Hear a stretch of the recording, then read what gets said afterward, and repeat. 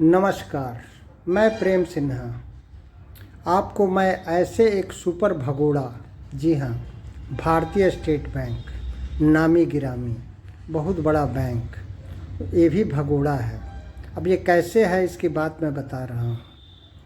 भारतीय state bank Gopalganj शाखा ने एक कथित घोटाले को लेकर एक एफआईआर दर्ज किया 1994 में, जी हाँ, एकमात्र अभियुक्त पर।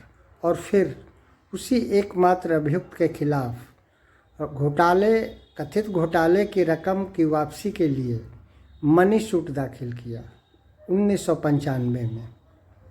अब देखिए, भारतीय स्टेट बैंक कोर्ट में लगातार 20 साल तक लाखों रुपये खर्च कर अपने वकीलों की फ़ौज के साथ लगातार पूरी लड़ाई लड़ता रहा।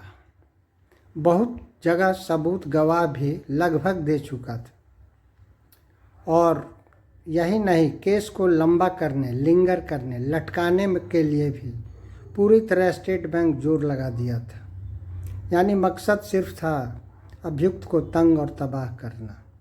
अब देखिए, 20 साल बाद जो पैसा वसूली का केस किया था, उसको छोड़कर बेवजह भाग गया। अब क्यों भागा यह तो अच्छी तरह पता है उसको।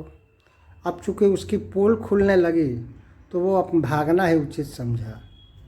और अब जो क्रिमिनल केस था, जो एफआईआर पे आधारित था, उसमें चूँकि स्टेट लड़ता है, उसको भी छोड़कर भाग गया।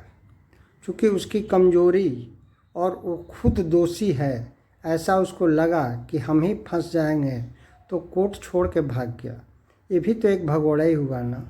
एक जिम्मेदार बैंक, वो भी भारतीय स्टेट बैंक, जो भारत का बहुत बड़ा बैंक, दुनिया का नामी गिरामी बैंक, सिर्फ किसी को तंग और तबाह करने के लिए केस कर देना और 20 साल लाखों रुपये, जी हाँ, लाखों रुपये खर्च करके लड़ना और फिर भाग जाना, ये तो बहुत बड़ा भगोड़ा और कायरों की निशानी है।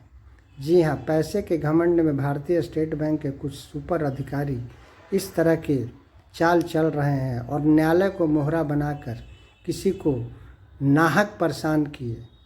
अब इसका कोई निदान क्या है?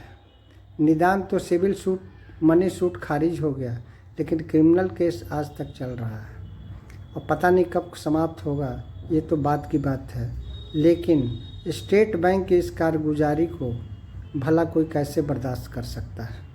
अब आप बताइए, क्या स्टेट बैंक भगोड़ा नहीं है? धन्यवाद।